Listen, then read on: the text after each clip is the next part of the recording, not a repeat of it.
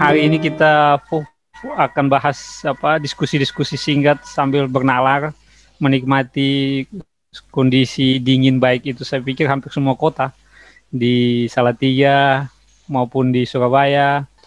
Pembahasan kita kali ini di malam ini atau berdiskusi bernalar kita terkait infodemik. Saya pikir ini tidak saja milik teman-teman ilmu komunikasi, tapi ini juga terjadi di lingkungan kita sekitar. Bahkan kalau kita melihat berita yang putarannya jamnya itu melebihi dari 24 jam, artinya di tempat lain juga ada berita terbaru, itu semua banyak membahas tentang kondisi COVID itu sendiri, kalau salah satunya, maupun juga terkait isu-isu strategis di dunia yang pengaruhnya itu bisa dikategorikan sebagai infodemik. Bahkan kalau kita lihat beberapa negara besar, seperti negara besar dalam artian punya pengalaman sejarah yang cukup panjang, Suriah dan sebagainya, itu bahkan punya pengaruh yang besar akibat dari dampak infodemik ini, ataupun berita-berita yang nanti kita kategorikan dalam hoax mungkin begitu. Nah, dalam pembahasan kali ini, pertanyaan pemicunya, apakah infodemik ini mempengaruhi kita secara atau mempengaruhi kita untuk membatasi kita bernalar sehingga proses literasi kita tumpul, ataukah infodemik ini justru by design yang disiapkan oleh kelompok-kelompok lain dalam proxy war dan sebagainya. Mungkin itu pertanyaan pemicu, nanti kita akan sama-sama berdiskusi sama-sama. Saya mulai dari Om Riki, silakan Om Riki. Kita kali ini diskusi tentang infodemik berkembang sangat masif pada saat sekarang, pada saat pandemi COVID-19. Infodemik itu secara keilmuan dia sudah mulai dari tahun 98, ya pengantar saja. Setelah itu kita berdiskusi, kita bisa saling share temuan-temuan kita terkait infodemik. 1998 ya, hasil penelitian dilakukan di Kanada terkait dengan infodemik. Tujuannya adalah bagaimana teknologi informasi membantu medik kesehatan untuk men-traffic penyakit-penyakit. Waktu itu HIV/AIDS dan SARS. 2006 itu digunakan untuk SARS gitu, di Kanada oleh Gunther Eisenberg, ya. Dia yang mengembangkannya menjadi sebuah ilmu infodemologi gitu. Jadi bagaimana informasi yang dimanfaatkan oleh teknologi informasi itu digunakan untuk men-tracking atau mencari tahu klaster-klaster baru terkait penyakit yang sifatnya mewabah, ya, pandemi. Jadi dia bukan epidemik tapi pandemi yang mewabahnya sangat luas. Karena saking luasnya kita butuh informasi yang cepat tentang klaster, tentang akibat dari penyakit itu yang terbaru, sehingga dengan menggunakan informasi media, masyarakat yang jauh dari rumah sakit atau masyarakat yang terpapar penyakit tersebut bisa update. Jadi hashtag saja, misalnya tentang COVID-19 di Boyolali, hashtag Boyolali COVID-19, lalu nanti para medik atau para dokter itu yang akan menelusuri penyakit tersebut. Jadi teknologi informasi membantu men-tracking bagaimana perkembangan dari sebuah penyakit yang disebabkan oleh virus bakteri yang mewabah besar di masyarakat karena namanya pandemi gitu. 98 lalu 2006 diterapkan di SARS, flu burung, lalu pernah juga diterapkan untuk penyakit HIV/AIDS. Lalu di COVID sendiri itu berkembang tahun 2020 Februari, sejak WHO mengatakan bahwa sekarang perang terhadap COVID-19 itu bukan pandemi, bukan masyarakat tapi infodemik. Mengapa? Karena dalam infodemik itu ada 3 informasi yang bisa terjadi misleading. Ada misinformation, itu informasi yang kita tidak tahu apakah benar atau salah, tapi kita sebarkan. Gitu. Jadi misinformasi itu adalah kita terima informasi, misalnya WA, Facebook, Twitter dari orang lain, tapi yang terkait dengan COVID, kita tidak tahu, tapi kita ikut men-share atau memviralkan informasi tersebut. Itu misinformasi. Kalau misinformasi, kebenarannya tuh itu masih diragukan. Gitu. Dia kebenaran bisa diragukan karena orang yang menerima informasi tidak tahu, tapi dia ikut share. Yang kedua adalah disinformasi. Disinformasi ini adalah kesengajaan yang dilakukan oleh seseorang atau sekelompok orang atau golongan tertentu untuk memanfaatkan informasi yang bisa keliru atau bisa juga betul. Kalau dalam diagram dia berada di dalam lingkaran antara informasi yang true dan informasi yang false. Dia ada di antara itu. Bisa juga informasi ini benar, bisa juga informasi ini salah. Tapi yang disinformasi ini tujuannya adalah informasi ini disebarkan untuk tujuan orang atau kelompok tertentu, biasa politik, masuk ke dunia politik. Jadi diinformasikan untuk misalnya menggagalkan kinerja Jokowi untuk mengurangi klaster COVID-19. Nah ini disinformasi, sengaja disebarkan untuk menghalangi kinerja pemerintah. Nah itu sudah masuk dunia politik. Yang ketiga adalah malinformasi. Malinformasi ini informasi yang sifatnya rahasia, karena misalnya hanya harus diketahui oleh para dokter. Karena kalau ini diketahui oleh masyarakat umum akan menyebabkan sebuah kekhawatiran yang berlebihan. Nah, tapi disebarkan keluar. Jadi malinformasi ini adalah informasi yang sifatnya rahasia khusus untuk orang yang menguasai spesifikasi informasi tersebut saja yang menggunakan. Tapi ini di-share di media sosial. Nah, kalau malinformasi ini lebih banyak informasi sifatnya benar, tapi tidak boleh masyarakat menerima informasi ini karena bisa menimbulkan kepanikan atau stres. Nah, 3 bentuk informasi ini sering terjadi pada infodemik. Jadi pada masa pandemi, lalu informasinya berlebihan. Jadi infodemik itu adalah banyaknya informasi atau arus informasi yang terjadi pada masa pandemi.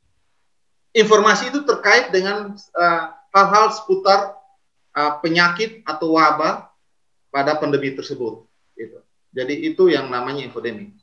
Di Indonesia secara umum seperti itu, tujuannya mulia karena digunakan untuk men-tracking penyakit, tapi dalam penelitian dan jurnal-jurnal berikutnya terjadi perang infodemik. Karena apa? Hashtag itu yang digunakan di dalam media sosial itu pada akhirnya dia tidak membantu untuk mengurangi dampak dari pandemi, tapi dia akhirnya menjadi pemicu terjadi ledakan infodemik.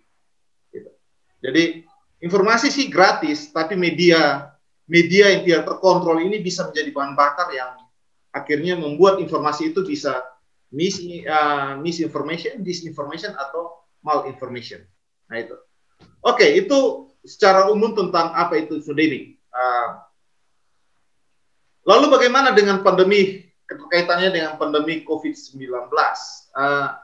Infodemik itu muncul pertama pada saat orang tidak percaya terhadap penyakit yang namanya COVID-19. Pada saat orang di Amerika percaya bahwa COVID-19 yang diomongkan oleh Trump sebagai sebuah penyakit berbahaya masyarakat itu adalah bagian dari politik Trump untuk melarang orang kaum Hispanik, kaum Meksiko untuk keluar rumah dan bekerja cari uang. Nah itu infodemik. Pada saat orang-orang di India menganggap bahwa kaum Muslim itu adalah penyebar virus COVID-19, itu infodemik. Gitu. Banyak informasi yang mau dikatakan dia misleading. Orang tidak tahu apa dia benar atau salah, tapi orang meneruskan share informasi tersebut. Di Inggris itu ribuan orang mati bukan karena COVID-19, tapi karena percaya bahwa misalnya metanol itu bisa menghindarkan seseorang dari terdampak COVID-19, sehingga minum metanol. Di Indonesia juga banyak yang percaya alkohol ya.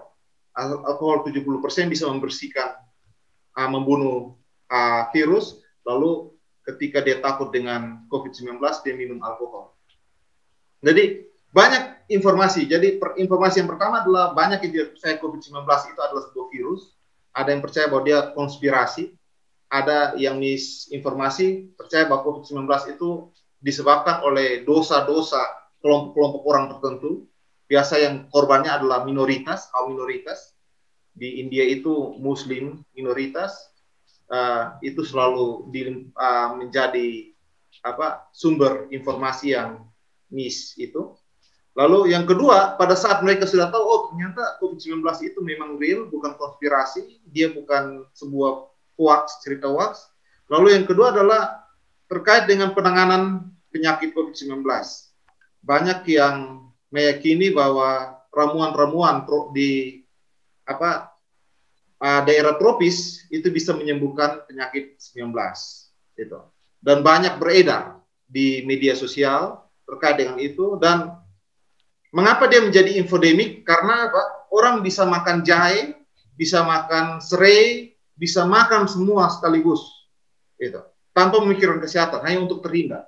Padahal belum ada kajian ilmiah yang bisa membuktikan bahwa ada kadar tertentu di dalam tumbuh-tumbuhan tersebut bisa menghindarkan seseorang terhindar dari COVID-19. Belum ada kajian ilmiah. Gitu. Itu terjadi pada saat orang mau mencari jalan selamat dari COVID-19. Lalu terakhir itu pada vaksin. Infodemik berkembang vaksin. Ada yang mengatakan vaksin itu chip. Kita pernah diskusi di ngopi bareng. Chip yang sengaja dimasukkan dan dia sifatnya haram. Ada Eci bilang di Kupang terkait dengan 666. Ada yang mengatakan bahwa vaksin itu bisa membuat kekebalan tubuh yang lain mati, bahkan hingga cacat. Banyak berkembang di luar sana vaksin. Oke, perkembangan dari COVID itu benar atau enggak? Infodemik ada di situ. Bagaimana menangani COVID atau menghindarkan diri dari COVID? Infodemik ada di situ. Bahkan vaksin, salah satu penanganan terhadap COVID pun infodemik ada di situ. Bahkan 3M ya, memakai masker, menghindari dari kerumunan, dan mencuci tangan ketika dari luar masuk ke rumah, itu pun dikatakan bahwa pekerjaan yang sisa dari COVID. Gitu. Jadi, semua yang terkait COVID, yang harusnya pada idealnya dengan infodemik dia menjadi positif, karena kita akan mudah men-tracking klaster-klaster baru, tapi pada perkembangannya infodemik menjadi sesuatu yang, karena ledakan informasi yang begitu kuat, menjadi sesuatu yang berbahaya. Mengapa yang bisa terjadi? Dalam beberapa jurnal itu menuliskan ada mengapa infodemik itu bisa berbahaya. Karena pertarungan antara 3 kepentingan. Kepentingan pertama adalah sains, kepentingan kedua adalah media, kepentingan ketiga adalah kebijakan pemerintah. Pertarungan antara sains, media, dan kebijakan pemerintah yang tidak dikontrol akan menyebabkan infodemik juga tidak dikontrol.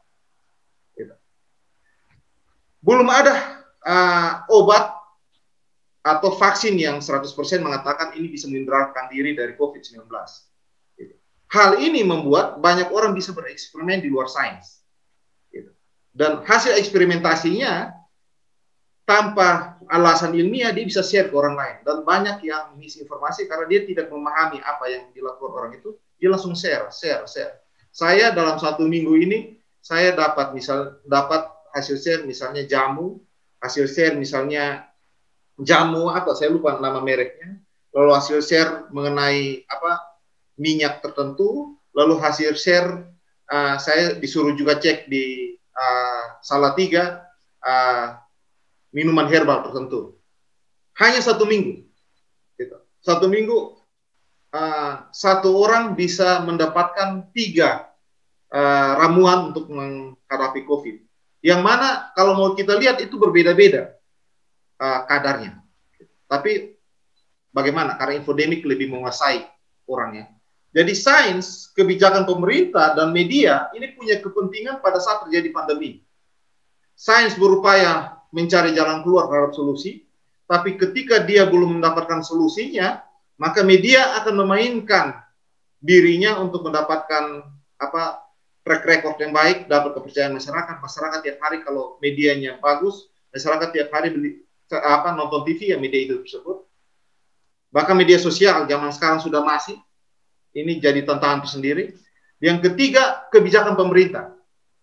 Kebijakan pemerintah kalau tidak bisa menciptakan sistem informasi satu pintu, maka infodemik menjadi kontraproduktif terhadap penanganan COVID-19. Dalam jurnal, 3 atau 4 jurnal yang saya baca, 3 sumber informasi ini harus dikontrol. Sains, kalau COVID-19 berarti dari peneliti medis dan peneliti tentang biologi tentang virus. Lalu media dan sumber media di COVID ini bukan hanya pemerintah dan sains, sumber media pun, dukun pun bisa menjadi sumber media, dukun. Jadi tidak hanya pemerintah dan para peneliti, tapi dukun pun bisa jadi sumber media. Bahkan orang gila pun bisa menjadi sumber media kalau itu bisa menaikkan track ranking dari penonton atau pembaca media mereka. Dan yang terakhir adalah kebijakan pemerintah. Nah, banyak jurnal memang pada saat COVID-19 ini menulis tentang infodemik, karena menarik sekali melihat infodemik. Banyak jurnal yang menulis dan sebenarnya kajiannya terkait dengan informasi yang beredar di media sosial. Terkhususnya mereka meneliti tentang hashtag berbagai informasi. Jadi hashtag tentang vaksin, hashtag tentang COVID, hashtag tentang tropical medicine, gitu. Mereka teliti tentang itu untuk melihat bagaimana efek dari informasi pada masa pandemi ini. Efek dari informasi terhadap masa pandemi. Dan ternyata banyak yang mengatakan bahwa infodemik yang pada awalnya dibuat sebagai sebuah ilmu untuk membantu pekerjaan para medis untuk mengetahui jejak perkembangan klaster baru dari sebuah pandemi, malah pada saat COVID-19 ini dia menjadi kontraproduktif karena dia menyerang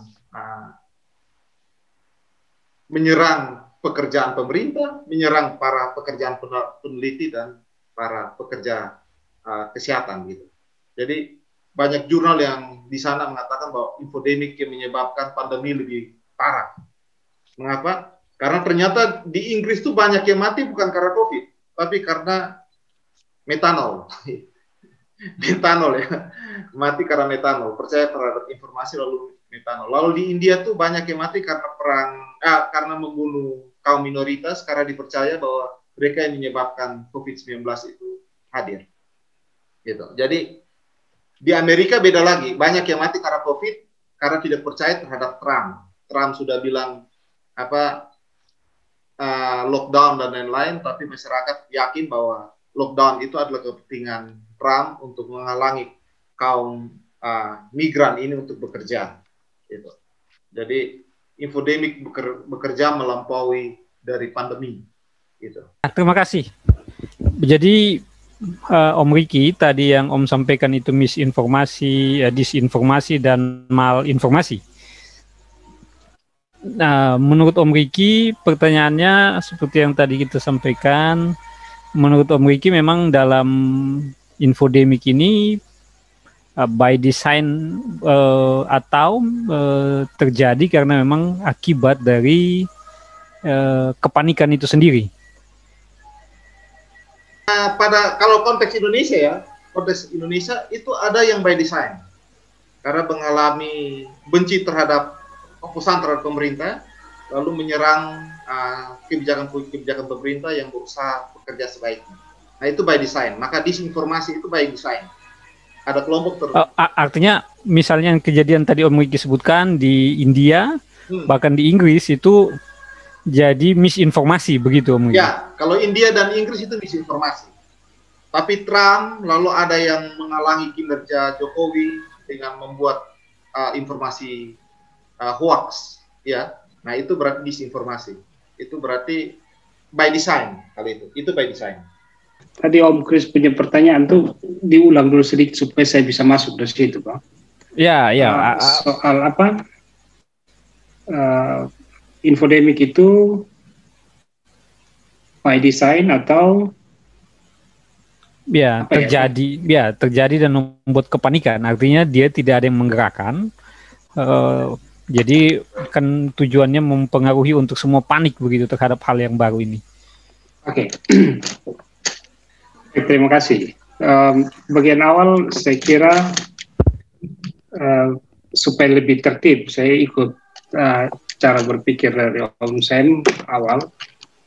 Mungkin kita perlu mendiskusikan dia dari konsep-konsep yang sedang kita gumuli, lalu melihat fenomena yang kita diskusikan. Itu cukup menarik sekalipun memang terus terang saya juga tidak terlalu membaca. Ini hanya review kembali, panggil kembali memori kemarin tentang bacaan-bacaan saya. Lalu saya coba kaitkan dengan ini. Nah, yang pertama sebenarnya kalau kita bicara soal infodemik, maka konsep-konsep kunci misalnya kemarin Om Sen menjelaskan, mencoba untuk mengkaitkan dengan post-truth, lalu tapi bisa juga kita kaitkan dia dengan fenomena masyarakat jaringan, social networking sekarang. Perubahan sosial kemasyarakatan kita memang sekarang kemudian sudah ada pada suatu situasi masyarakat jaringan. Dalam konteks itu mungkin akan lebih baik supaya kita lihat sebenarnya fenomena infodemik ini sebenarnya dia mau arahnya kemana gitu. Nah memang sebelum masuk di masyarakat jaringan social networking, saya memahami pertanyaan Om Kris itu tadi, apakah ini desain atau tidak, saya belum mau masuk di situ. Saya ingin menjelaskan dia dari perspektif yang menurut saya nanti dia akan kawinkan dengan social networking itu. Bahwa saya bisa memahami sekarang mengapa infodemik itu menjadi sangat masif dilakukan, ini sesuai dengan kebutuhan masyarakat kita yang saat ini. Kebutuhan masyarakat kita saat ini memang sudah ada pada level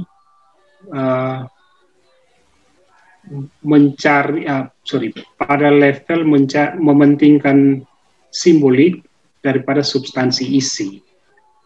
Jadi ada satu filsuf, saya lupa siapa tuh ya, yang dia sebut eksistensi lebih penting daripada esensi. Ya. Jadi masyarakat kita memang sudah ada dalam situasi itu. Karena itu tidak mengherankan misalnya satu informasi baik dia benar atau salah, yang tadi Ricky katakan sebagai informasi yang miss, informasi yang dis, atau malinformasi, itu tidak menjadi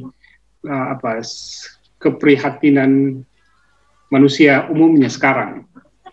Yang paling penting adalah mereka berlomba untuk menyebarkan informasi itu. Karena ketika saya menyebarkan informasi itu, maka menurut orang tersebut, dia telah eksis. Dan eksistensi itulah yang paling penting dalam masyarakat kita. Itu problemnya. Bahasa Baudrillard menyebut bahwa sekarang itu simbol lebih penting daripada substansinya. Jadi orang lebih penting bentuk hatinya daripada menerapkan cintanya. Jadi padahal hati itu contoh saja. Hati itu hanya satu simbol, tapi dia harus dilakukan dalam tindakan. Nah, orang tidak mau peduli tindakan itu, yang penting simbolnya. Jadi orang tidak penting lagi soal apa pesan intinya, tetapi yang paling penting adalah simbol situ. Dalam bahasa yang lebih teori kan orang sebut signified dan signifier. signifiednya orang, simbolnya orang penting, tapi pesan apa yang dibalik itu semua orang tidak mau tahu, karena begitu simbol itu tersebar, dia merasa bahwa dia ada. Logika yang sama ini kan orang sekarang berpikir, dulu orang berpikir bahwa aku berpikir maka aku ada, sekarang orang berpikir bahwa kalau saya punya satu alat komunikasi simbol maka aku ada. Itu soalnya. Sehingga memang infodemik itu dia kemudian mendapat tempat berbarengan dengan situasi masyarakat kita yang memang sekarang sudah sangat mengidentifikasi diri sebagai masyarakat yang mengagungkan simbol. Itu, nah, dan karena itu dia menjadi semacam masyarakat kita semacam mendapatkan lokomotif baru yang kemudian dia naik di situ dan semua menjadi lancar. Jadi dia infodemik itu sebenarnya tidak bisa lagi dibatasi karena memang dia semacam mendapat timingnya pas dengan kondisi masyarakat. Dan kemudian itu juga setelah timingnya pas, problem kita adalah kita berhadapan dengan suatu situasi di mana masyarakat kita itu agak malas untuk melakukan fact checking, misalnya mengecek informasi atau fakta itu, karena itu tidak penting lagi. Yang penting dia merasa informasi yang dia sampaikan itu apapun, baik mau dia miss, dis atau mal, itu bukan persoalan dia. Yang penting dia sudah menyampaikan informasi, dan ketika dia menyampaikan informasi, dia seakan-akan mendapat kompensasi bahwa dia telah ada dan berkontribusi. Soal fact checking itu tidak menjadi kebutuhan.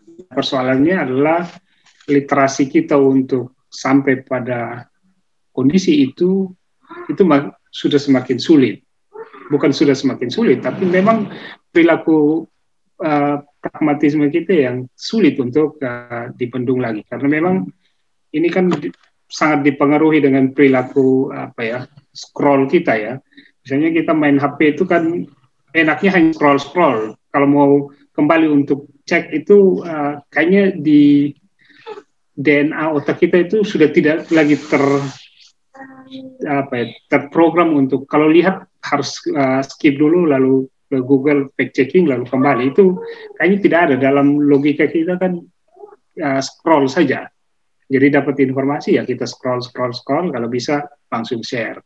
Dia kalau mau lompat dari jendela satu ke jendela lain itu agak sulit, sehingga memang ya infodemik menjadi sangat subur karena yaitu tadi perilaku kita yang sudah tidak sangat menyukai simbol untuk eksis, lalu perilaku keseharian kita yang tidak lagi mau melakukan fact checking karena kayaknya dalam otak kita sudah terbiasa dengan scroll dan tidak mau pindah ke jendela lain untuk harus buka itu, dan itu berbarengan. Nah, saya misalnya saya paling suka kalau informasi apapun yang saya rasa agak aneh itu langsung saya copy semua, saya masuk di Chrome, langsung tambahan di bawah hoax atau hoax X atau KS, langsung di search, itu langsung ketahuan.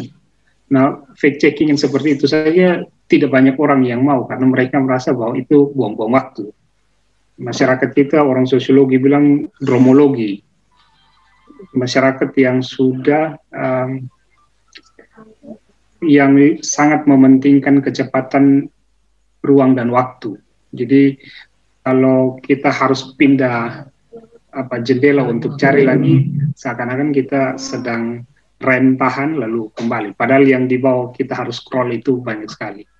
Nah itu persoalan kita dengan perilaku kita sendiri yang kemudian menyuburkan infodemik itu. Saya kira itu dulu dari saya. Nanti baru kita lanjut. Artinya begini, Om Eci. Artinya bahwa yang Om Eci sampaikan tadi itu kemudian menjadi pertanyaan berikut, seperti yang kita korelasi dengan Om Wiki sampaikan. Kecenderungan misalnya kalau kita tadi Om Wiki sampaikan bahwa di Indonesia atau kita konteks di tadi studi case di Inggris bahwa itu etanol menjadi patokan untuk mengatasi masalah, bahkan sampai di India untuk yang misalnya kelompok Muslim ada yang dituduh sebagai penyebarnya. Nah, menurut Om Eci dalam yang Om Eci sampaikan tadi simbolistik itu berarti kita merasa berperan men-share hal yang positif kepada komunitas kita kan begitu Om Eci. Nah, informasi yang beredar itu kan tanda kutip itu beredar di antara lingkungan kita atau semi private kan begitu. Sehingga mempengaruhi orang untuk misalnya tadi Om Wiki sampaikan kalau di Inggris ya beredar di orang-orang Inggris saja, kalau di India terbatas ke situ. Nah, konteks yang tadi Om Wiki sampaikan simbolistik itu, apakah kecenderungan masyarakat merasa dia meng-share hal yang positif ya? Kontribusi terhadap komunitinya dia? Kalau menurut saya ini dia tidak sampai di mendeklarasi ini informasi yang positif atau negatif. Jadi dia tidak peduli itu positif atau negatif. Yang dia peduli adalah informasi itu saya sampaikan, dan ketika informasi itu saya sampaikan, saya mendapat semacam pengakuan tersendiri. Ya, artinya itu memberikan hal yang dia merasa bahwa dia membagikan hal yang baik begitu kan? Karena kalau baik berarti secara logika ya sesuatu yang positif menurut dia terhadap komunitas. Misalnya saya membagi, saya merasa sesuatu yang baik terhadap komunitas kan begitu Om. Atau berpengaruh terhadap apa simbolistis itu? Artinya dia butuh pengakuan apa? Jadi secara logika misalnya saya sebagai pelaku itu saya membagikan itu, saya merasa bahwa saya sudah berkontribusi terhadap komunitas atau tidak begitu Om? Bisa, saya kira dominan begitu ya, tapi kalau saya secara pribadi sebenarnya tidak mau sampai kesimpulan seperti itu. Misalnya begini, orang bertemu, ada yang tenggelam atau orang meninggal, atau orang yang berkelahi, misalnya, kita berlomba-lomba untuk siapa yang share pertama di grup keluarga, atau jadi dia tidak peduli itu positif atau negatif. Tapi yang dia peduli adalah dirinya mendapat pengakuan karena telah memberi informasi pertama. Soal benar atau salah dia tidak mau tahu. Dominannya dia akan merasa bahwa dia berkontribusi, tetapi sebenarnya pada kenyataannya di situ. Betul. Menurut saya dia lebih pada mau mengeksiskan dirinya untuk mendapatkan pengakuan. Itu beda tipis sih, cuman menurut saya perlu dibedakan karena misalnya orang saya lihat orang tenggelam pun orang berlomba-lomba untuk foto dan membuktikan bahwa dialah yang memberi informasi pertama untuk jagat raya dunia ya. Dan itu bukan satu yang positif, cuman dia merasa bahwa itu baik untuk orang lain. Nah itu debatable-nya di situ. Sehingga saya tidak mau pada nilai etis atau tidak, tapi dia lebih pentingkan bahwa informasi itu disampaikan dan sayalah orang pertama. Dan situlah menurut saya masyarakat kita memang ada pada situasi yang lebih suka menonjolkan simbol daripada substansinya. Ya, pertama mungkin beta kasih apa sedikit supaya posisi kita sama tentang infodemik. Beta search di Cambridge UPD pertama kali dimunculkan oleh David Rocktoff di Washington Post Mei 2003 yang sebenarnya menjelaskan bahwa memang waktu itu berkaitan dengan pandemi SARS dan dia mengamati bahwa ternyata menghadapi pandemi itu bukan cuma satu pandemi, ada dua pandemi. Pandemi yang satu ya SARS itu, dan pandemi yang kedua adalah informasi.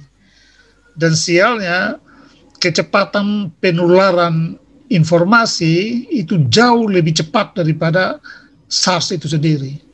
Nah, informasi yang tumpah ruah seperti tadi Ricky bilang itu bercampur antara yang informasi benar, yang ya, campur aduk semua. Dan ini nanti berkaitan dengan yang Eci bilang soal generasi jejaring ini ya. Nah, dalam generasi ini kan dikaitkan dengan era online ini ya. Itu kan semua orang memproduksi informasi. Ya kan? Kalau di era sebelum ini informasi kan dengan secara ketat diproduksi. Ada kalau di koran atau di apa kan itu selalu ada redaksi, ya kan? Diseleksi betul dengan standar-standar jurnalistik yang ada baru disebarkan. Tapi di era itu semua orang memproduksi informasi, tidak ada pakai redaksi, redaktur, ya kan? Semua orang dapat informasi apa saja, dia share, dan menurut beta dia tidak berpikir soal bermanfaat atau tidak. Dia tidak mikir sampai ke situ. Mungkin Eci betul waktu yang mengutip bahwa eksistensi mendahului esensi itu dari filsuf eksistensialis memang, misalnya Simone de Beauvoir, Prancis, filsuf perempuan dari Prancis ya. Mereka menolak pandangan Aristoteles bahwa substansi atau esensi mendahului eksistensi. Mereka bilang tidak. Yang dahulu itu adalah eksistensi. Eksistensi yang mendahului substansi. Era ini era yang tidak lagi merenung, ya kan? Era yang tidak lagi berpikir. Yang penting eksis, menunjukkan bahwa dia eksis. Jadi apapun yang dia dapat, kadang-kadang dia tidak baca juga, tidak baca langsung di-share aja. Jadi hanya menunjukkan bahwa dia eksis. Dia tidak, menurut saya, dia tidak mempertimbangkan ada berguna atau tidak juga. Tidak sampai ke situ. Hanya menunjukkan bahwa dia eksis doang. Karena dalam banyak kasus, ketika menjadi kasus hukum, ditanyakan, dia bilang dia tidak sadar kalau itu isinya kayak gitu. Sehingga akhirnya dia terbawa menjadi kasus hukum. Jadi banyak yang hanya sekedar eksis, dia nggak baca gitu. Nah, karena itu memang membuat infodemik itu sangat parah sekali, sangat tidak bisa terkendali, karena itu semua orang memproduksi informasi. Ricky tadi betul bilang, orang gila pun bisa memproduksi informasi sepanjang dia bisa gunakan media sosial, ya kan? Orang mabuk, orang apapun bisa memproduksi informasi seenaknya. Tinggal forward saja. Apalagi sekarang kan ada godaan viewer, subscriber, ya kan? Ada godaan itu. Jadi orang makin heboh, makin bagus. Bahkan orang tabrakan itu dia bukan cepat menolong, tapi dia survei dulu, baru dia kirim, baru dia mulai bahkan bisa-bisa di survei dia tidak tolong juga. Kan begitu. Jadi memang dunia di mana nilai-nilai tidak ada lagi. Ini memang mungkin ya post-truth, nihilisme lah ya. Jadi infodemik itu memang bisa ada hubungan dengan post-truth. Jadi nihilistik, orang tidak berpikir nilai. Waktu dikirim itu tidak pernah berpikir bahwa ini nanti berguna atau tidak, ada implikasi, tidak berpikir kayak gitu. Kebanyakan setelah kena hukum, kasus hukum baru mulai bilang, aduh saya waktu itu tidak terlalu menyadari itu ya. Jadi kalau bertanya pertanyaannya kemana arahnya, atau by design atau tidak, menurut saya tidak. Siapa yang desain? Arahnya tidak terkontrol karena semua orang memproduksi informasi. Jadi mau bilang desain, siapa yang desain? Tidak ada yang desain. Nah, itu nanti kalau kita sampai bahas solusi, mudah-mudahan Ricky sudah pikirkan itu ya, supaya membantu kita, memicu pikiran kita. Itu saya lagi sulit membayangkan solusi, karena persoalannya kan kalau mau bilang desain, siapa yang desain? Lalu semua orang soalnya mau menunjukkan dia eksis, jadi tidak bilang, arahnya tidak jelas menurut saya, liar ini, infodemik ini. Misalnya kapan hari kita baru dengar orang makan bawang putih itu ya untuk hadapi COVID. Ya, lalu terakhir rebus batok kelapa, ya kan? Itu bahkan sudah dibeli oleh tentara juga kalau tidak salah tuh. Nah, tadi dapat lagi satu ibu, dia bilang ini asam belimbing yang hijau itu itu direbus dia kena, lalu dia rebus itu disembuh dari itu. Jadi ya ini semua orang ya menjual ilmunya gitu loh. Ya Walone lagi bilang itu hanya kena di orang-orang yang orang kafir kan gitu. Nah ini kan gini-gini kan campur aduk begini, siapa mau kontrol, siapa mau desain ini? Artinya begini, Om Sam, tujuan dari produce ini baik itu ketika sampai di tangan kita atau kita share yang tadi kita sepakat Om ECW eksistensi, itu kan efeknya menimbulkan kepanikan, ketakutan. Betul. Daripada lingkungan kita yang menerima, sehingga pada posisi itu secara psikologi kita pingin sehat, pingin selamat, maka kita akan coba mengambil langkah-langkah itu.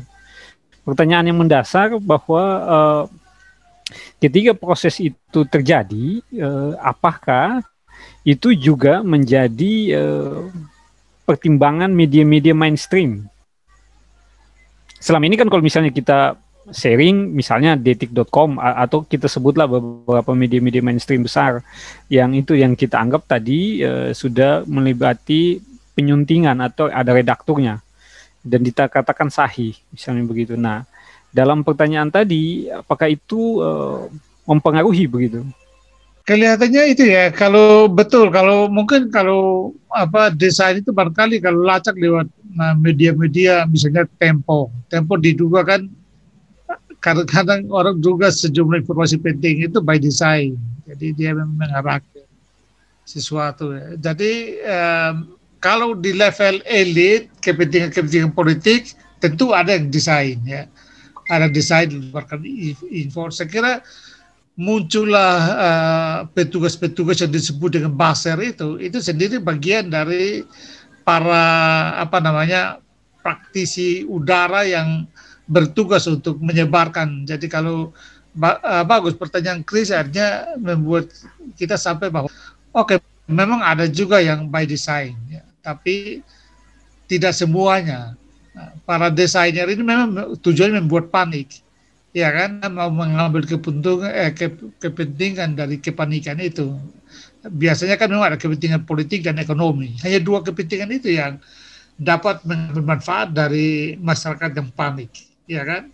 Nah, sehingga ini bisa saja kelihatannya sejumlah koran ya berdasarkan informasi atau diskusi-diskusi media mereka by design ya. Misalnya lalu terakhir ada yang bilang Tempo itu dibiayai juga oleh Bu Susi, lalu JK ya.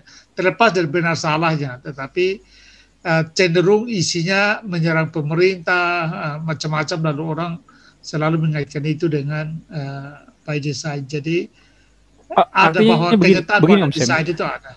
Ya, artinya kembali ke infodemik tadi yang fokus ke pandemi. Bahwa kalau kita konteks ini kita anggap saja yang jadi penentuan informasi dan ini sahihnya kan lewat WHO. Apakah kita masih tetap memposisikan diri sebagai yang tadi Om Sam sampaikan, atau justru kita tidak merasa bahwa bagian daripada yang tadi Om Eci sampaikan, eksistensi itu, kita hanya coba share saja begitu? Ya, kalau menurut saya memang share saja, karena yang penting dia eksis. Ya. Sekarang kelihatannya orang ini, saya update status maka saya ada kan gitu ya. Jadi bukan lagi saya berpikir maka saya ada seperti dibilang Descartes, tapi sekarang adalah saya update status maka saya ada. Jadi itu jargon yang pas itu, saya update status maka saya ada itu. Berubah slogannya. Oleh karena itu terlepas sama sekali dari nilai-nilai menurut beta. Tidak ada terlepas dari pertimbangan, dia nggak menimbang. Yang penting di status ada isinya, ada menyebarkan sesuatu supaya menunjukkan bahwa dia eksis gitu. Tapi pasti Ricky punya gagasannya itu. Coba kasih betul. Itu saya mau sampaikan ke Miki. Itu tadi kita sudah pancing semua.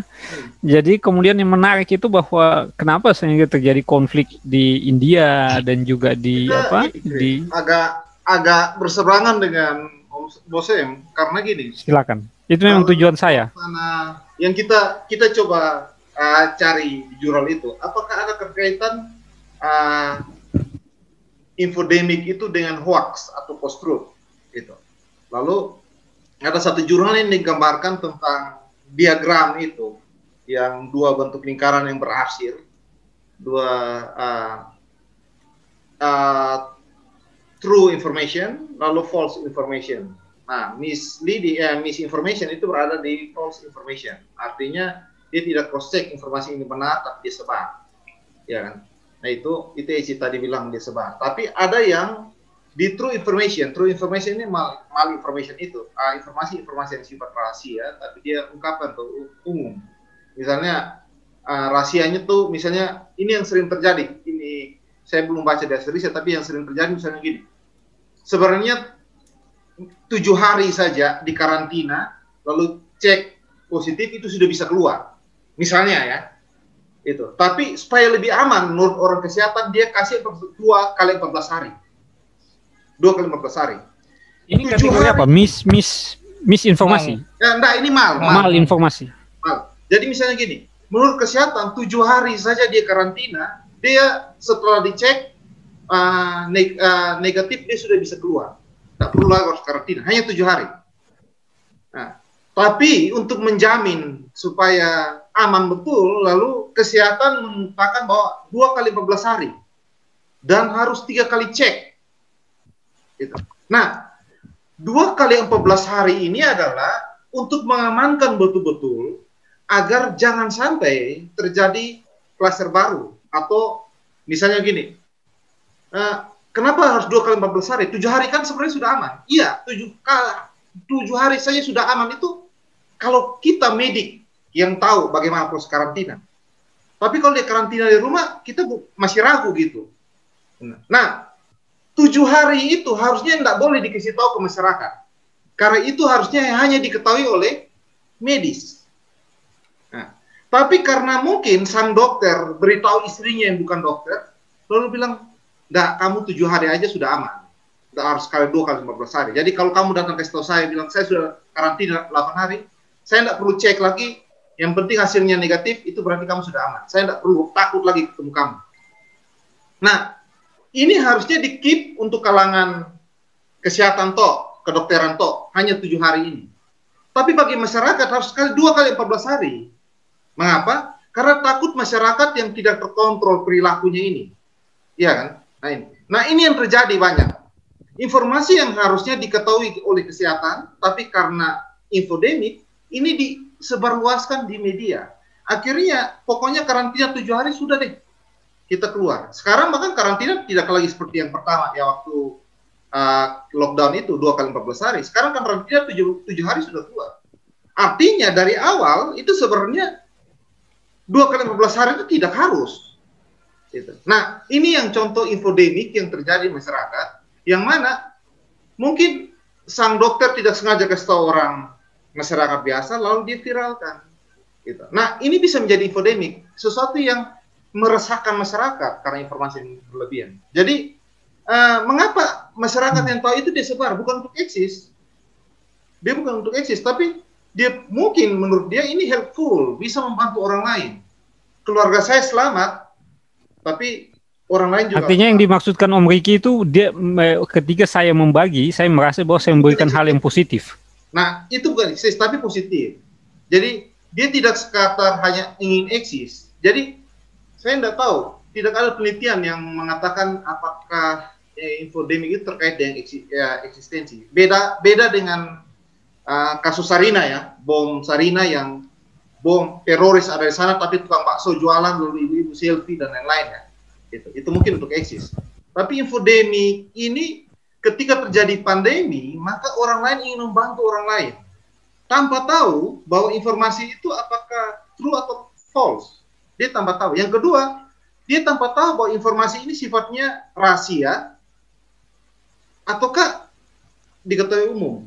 Tanpa tahu bahwa informasi ini ketika saya sebar membantu ataukah nanti menyerang saya balik atau menyerang masyarakat. Tanpa tahu bahwa apakah memang layak informasi ini diberikan. Jadi masyarakat memang tadi Eci katakan secara penggunaan media sosial atau media online itu belum cakap dalam menggunakan media online dan media sosial itu. Literasi menggunakan media online dan media sosial itu belum cakap. Karena walaupun orang dewasa, seorang profesor pun pada saat masa pandemi rasa khawatir lebih menguasai intelektualitas dia. Sehingga ketika dia dapat informasi sedikit dia akan share. Itu bukan, menurut saya belum, walaupun ini belum penelitian ya. Tapi itu bukan. Artinya begini, Om Riki, mohon dibantu menjelaskan artinya yang Om Riki pahami tentang apa yang Om Riki sampaikan tentang eksistensi itu berbeda dengan yang tadi Om sampaikan bahwa hal positif, atau sebenarnya itu juga bagian dari eksistensi? Saya tidak tahu. Mungkin kalau kita bagi presentasi yang eksistensi lah 40%, 60%-nya helpful, ingin membantu orang lain karena di masa pandemi. Karena kita bayangkan pada masa pandemi, ya. Pada masa pandemi berarti seluruh dunia dapat wabah ini, maka yang terjadi adalah pasti banyak orang yang ingin mampu menyelesaikan masalah ini bersama-sama. Nah, pada saat itu mungkin ada 30 atau 40% yang eksistensi.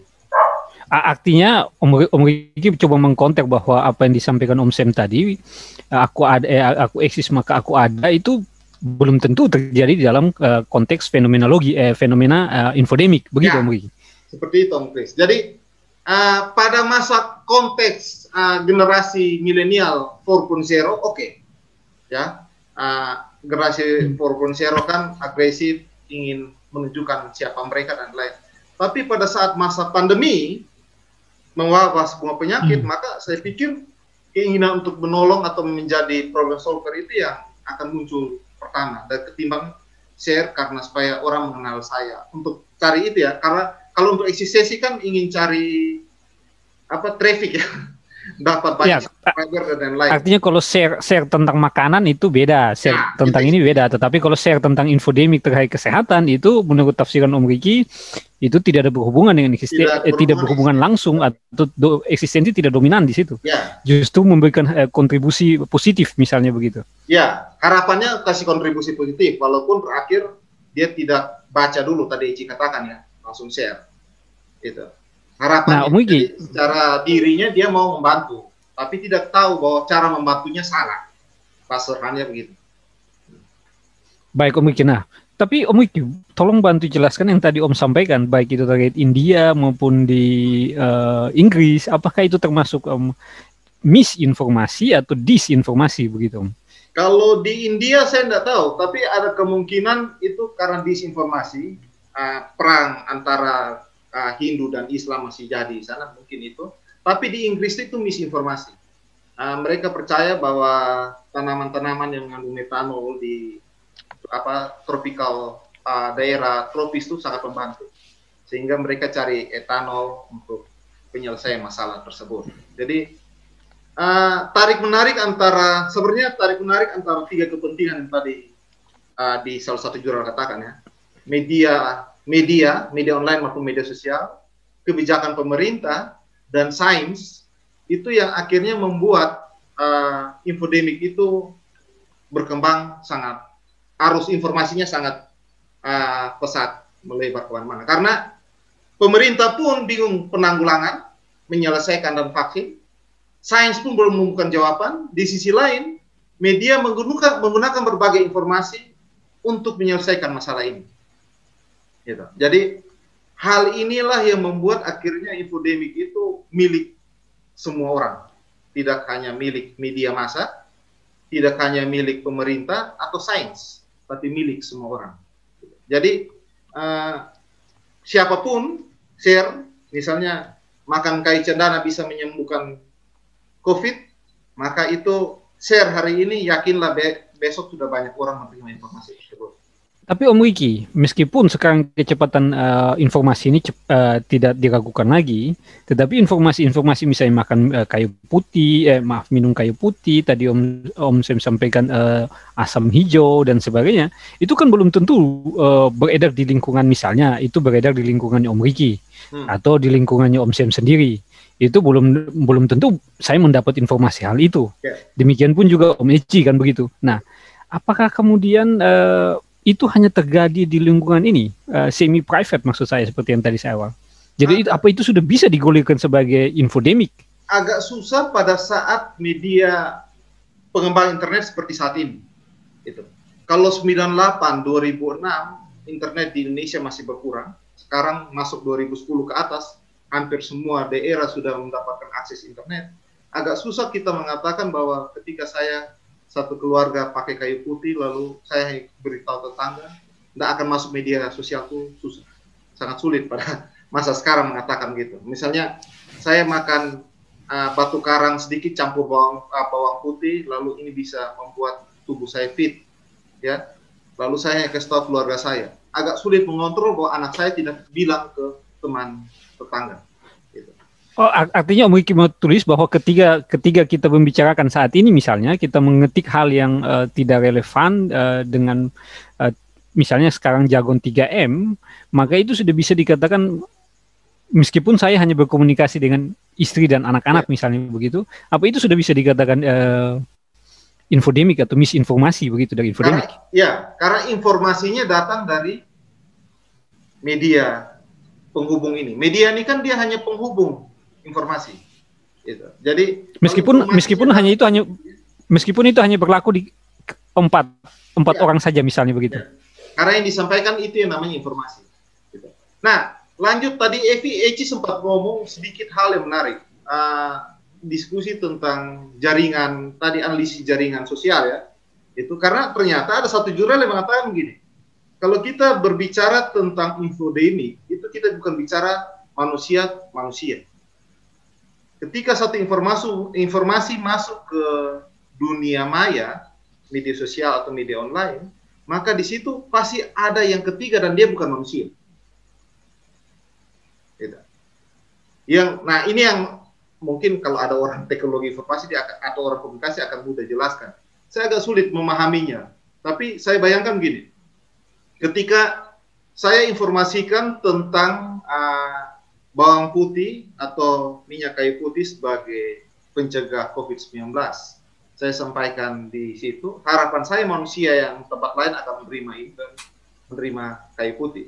Tapi ketika dia di sana kayu putihnya terbatas, dia campur dengan sedikit minyak kelapa, lalu dia akan share lagi minyak kayu putih dicampur dengan minyak kelapa, itu bisa menyembuhkan COVID-19.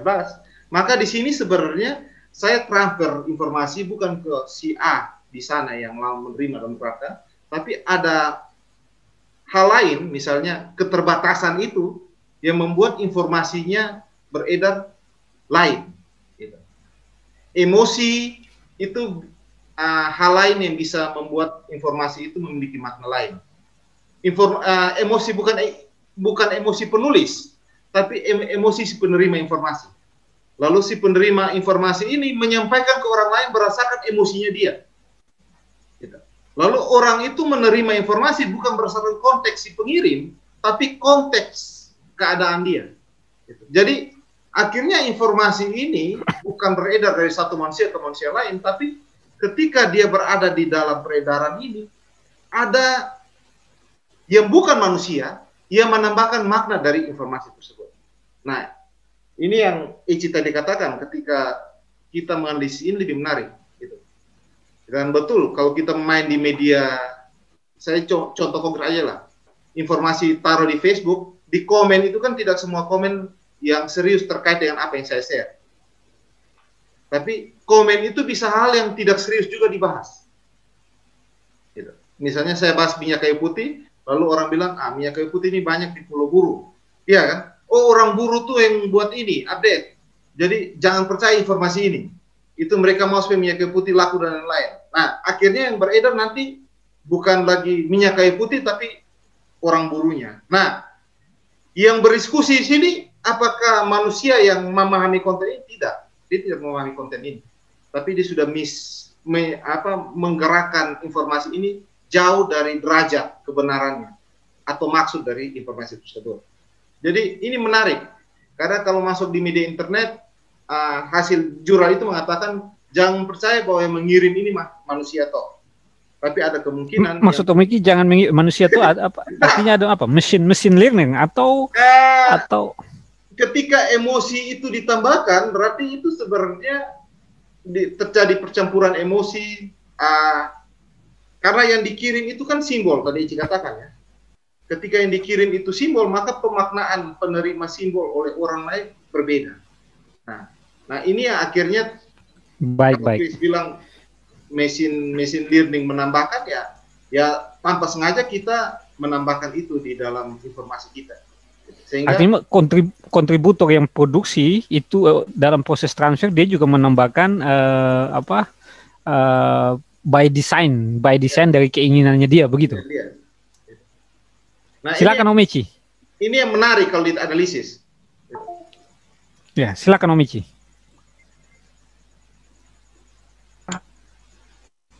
Komentar apa lagi nih? Pertanyaan dulu supaya kita. Om Eci, sedikit ulang dong Om Eci, tadi ada fokus dengan ini. Eci gini. Tidak. Di dalam jaringan media sosial, medsos dan media online itu tidak selalu dari manusia ke manusia. Informasi yang beredar di dunia maya itu tidak selalu dari manusia ke manusia. Nah, contohnya Facebook yang mengingatkan kita kembali peristiwa 1 tahun lalu. Artinya ada upaya kesengajaan, campur tangan secara psikologi dalam informasi yang kita bagikan. Tidak sengaja, tapi ada penambahan simbol atau makna terhadap informasi tersebut. Ya, silakan Om Eci. Oke, ya. Yang pertama memang dalam bahasa komunikasi itu kan apa istilahnya? Penulis telah mati. Jadi makna yang ada itu bukan dipegang oleh penulis, tetapi dipegang oleh makna itu yang memaknai pesan itu bukan lagi penulis, tetapi pembaca itu sendiri. Dan karena itu memang interpretasi terhadap apa yang dimaksud penulis itu tidak lagi dicari maksud penulisnya, tetapi dia pasti akan berbeda dengan pembaca itu sendiri, karena pembaca datang dengan konteks dan situasi yang berbeda. Seorang penulis menulis pesan dengan senyum karena hatinya lagi bergembira, tetapi dibaca oleh seorang yang lagi emosi, bacaan mention senyum itu dimaknai sebagai bagian dari olok-olokan misalnya. Dan itu tidak bisa disalahkan. Dan saya kira yang tadi Ricky maksudkan kurang lebih dia akan seperti itu. Jadi informasi yang sebelumnya datang itu tidak lagi akan seperti yang dimaksudkan oleh penulis itu sendiri, tapi dia dimaknai dalam konteks yang sesuai dengan situasi dan konteks emosi pembaca itu sendiri. Dan itu sah-sah saja. Itu satu. Lalu yang kedua berkaitan dengan, saya kira kita sudah dapat 2 poin penting dalam pembicaraan kita berkaitan dengan infodemik. Itu memang saya menyadari bahwa perilaku eksistensi dalam dunia maya itu bukan menjadi variabel tunggal. Persentase ya bolehlah 30-40 terserah. Tetapi memang kita harus menyadari bahwa itu hanya salah satu variabel. Kemudian Ricky menambahkan bahwa variabel lain memang infodemik itu meningkat, itu karena memang apa tadi bahasanya, ada motivasi help cool ya, kalau tidak salah. Orang yang ingin menyampaikan informasi karena dia merasa bahwa itu baik, dan memang kalau ditimbang motivasi eksistensi dan keinginan untuk memberi sesuatu yang baik, rasanya dalam kategori ini dia memang ingin memberi yang terbaik, ingin menolong dalam konteks ini. Jadi dia sudah selesai dengan soal eksistensi, tapi dia memang dalam motivasi untuk menolong. Nah, memang problem kita hari-hari ini adalah misalnya dalam kasus, kalau eksistensi saya kira itu agak clear, tapi soal yang tadi Ricky sampaikan, menjadi problem buat kita hari-hari ini adalah sang pemberi informasi itu bukan bukan datang dari orang yang secara kompetensi atau datang dari orang yang dari institusi yang legal formal misalnya.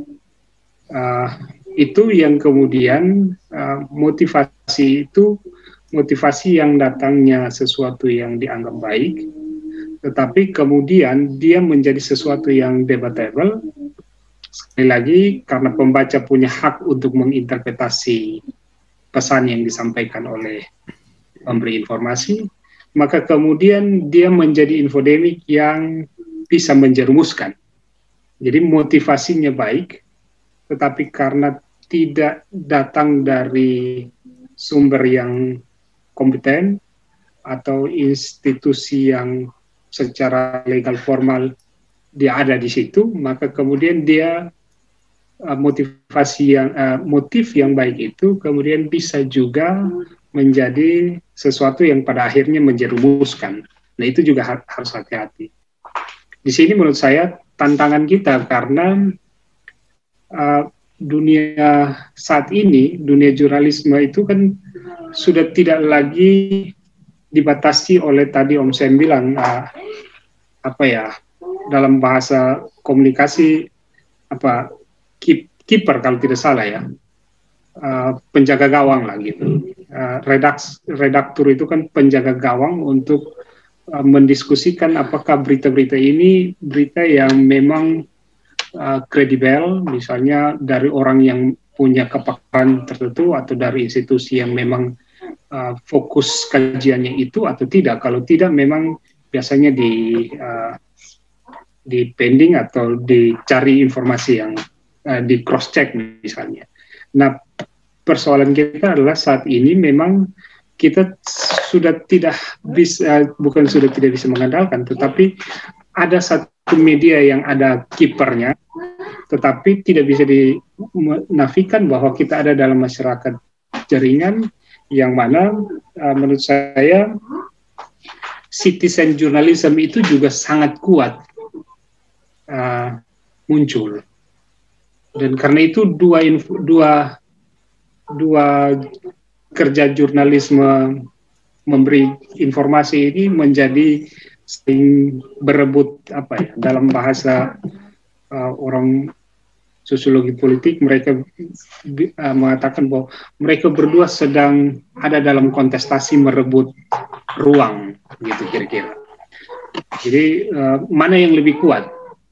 Citizen journalism yang tiap hari memproduksi informasi dalam tanda kutip tanpa sumber data dari orang yang berkompeten, atau media mainstream, media-media profesional, saya boleh sebutkan itu, yang memberikan informasi-informasi, sekalipun memang nanti media-media mainstream ini juga bisa juga terperangkap dan jatuh dalam penyebaran infodemik yang fatal juga, tetapi mereka dua berlomba untuk memberikan informasi, dan karena itu butuh sebenarnya kecakapan kita untuk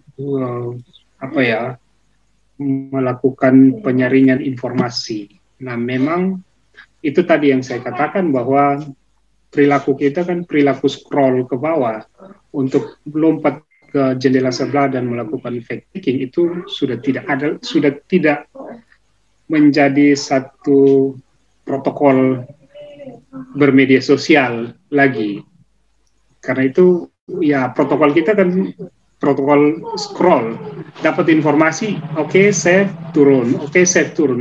Kita tidak punya membiasakan semacam protokol baru dalam bermedia sosial, mendapat informasi lalu pindah ke semacam jendela lain untuk melakukan fact checking. Nah, itu masalah kita, sehingga informasi itu terlalu banyak yang disampaikan, lalu kembali lagi saya katakan tadi bahwa setelah kita sudah suka scroll, kita hanya suka bermain dengan melakukan share informasi untuk mendapatkan entah eksistensi atau memang dia merasa bahwa informasi ini baik.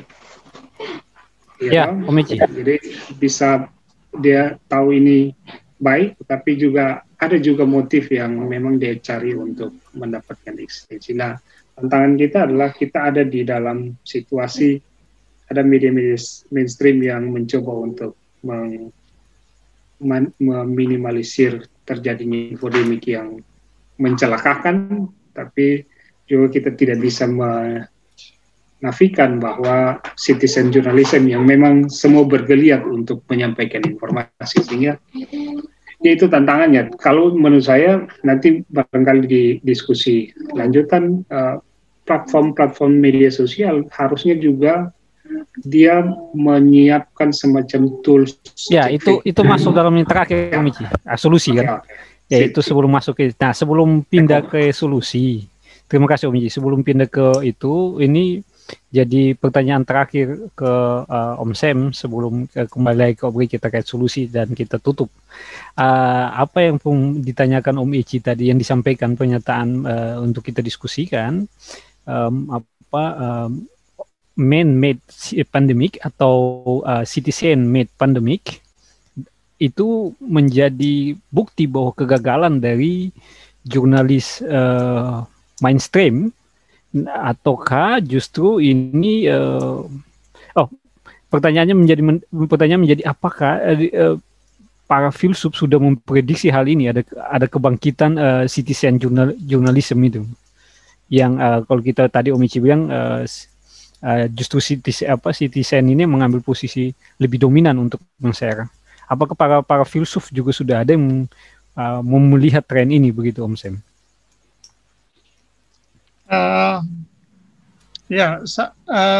Pertama saya ingin clear dulu ya, karena belum terlalu clear nanti.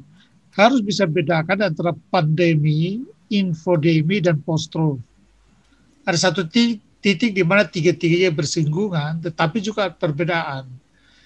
Nah, pandemi itu kan berkaitan dengan penyakit yang menurunnya cepat dan global, ya kan? Intinya seperti itu. Post-truth sudah jelas berita-berita bohong, kan gitu ya. Nah, infodemic itu dia menggambarkan gejala informasi yang menular dengan sangat cepat. Belum dulu ngomong soal informasi benar salah, tetapi isinya adalah informasi yang tumpang tindih antara benar, salah, hoax, macam-macam itu.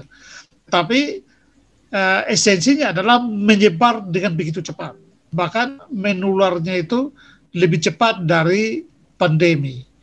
Nah, ketika kita kaitkan infodemic dengan pandemi COVID, nah itu sudah menjadi lain, ya kan? Memang sekarang kita bicara dalam level yang itu, ya. Jadi tadi yang kita ngomong soal eksistensi mendahului substansi, menegaskan yang dibilang EC, itu memang ada di dalam era saat ini, dan itu menjadi saluran dari infodemik.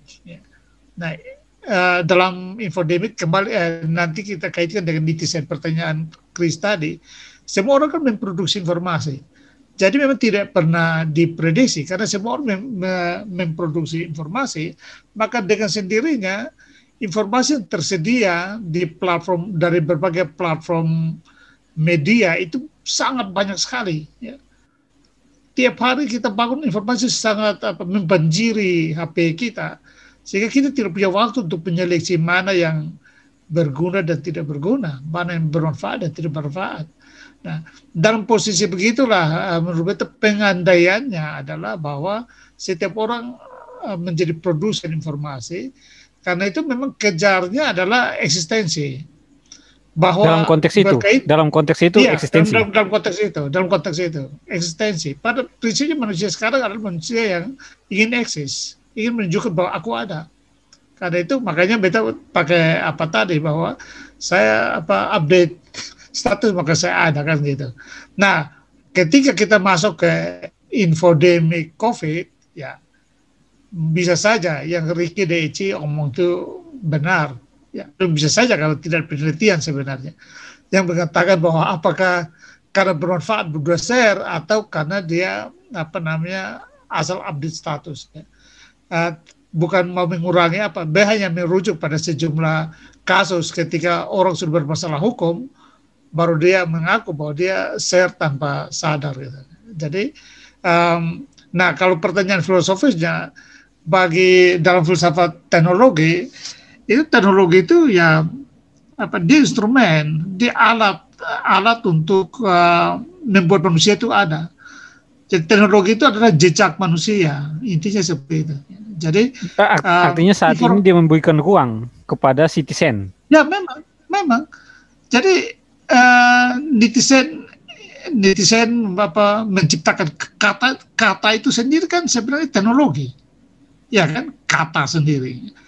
Ketika kita adalah arsitek kata aja, lu menulis apa tuh lu arsitek kata-kata sebenarnya kan. Nah, ketika kita menciptakan teknologi kata-kata sebagai teknologi, kita mengendurkan diri ke belakang, dan kata-kata itu adalah representasi kita di media. Ya, tadi Eci menjelaskannya dengan baik. Ketika penulis menulis, dia melepaskannya, pembaca sebenarnya bukan membaca apa yang dimaksud penulis. Dia membaca apa yang dia tangkap dari bacaan penulis. Atau bahkan ketika kita membaca, kita sibuk dengan pikiran kita terhadap tulisan itu. Jadi bukan berusaha untuk memahami apa yang dikirim oleh pengirimnya. Tetapi kita langsung kaitkan dengan apa yang kita inginkan dari yang kita dapat itu. Jadi dari segi itu simbol, apakah kata, gambar, video, apapun itu, dia adalah pengganti pengirimnya. Dia representasi dari pembuatnya, maksudnya gitu. Nah, ketika orang mengirimnya, sebenarnya secara tidak langsung dia sendiri sudah menumpang teknologi itu untuk menyatakan dirinya. Ketika beta forward sesuatu ke Chris, sebenarnya yang beta forward itu sadar atau tersadar, dia adalah pengganti diri beta di hadapan Chris yang sedang membaca, ya kan?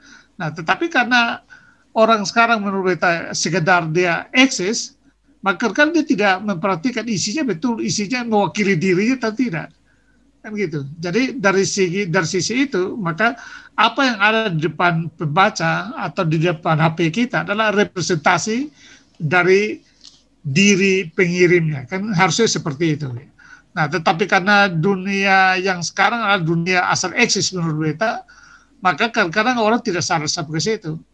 Jadi yang berisiko hukum baru kita bisa ketahuan, tetapi yang tidak berisiko hukum ya kita tahu. Tapi beta akui bahwa memang ada juga yang mengirim dengan pemikiran yang serius untuk menolong orang, membantu orang. Apalagi kalau ke grup-grup keluarga ya.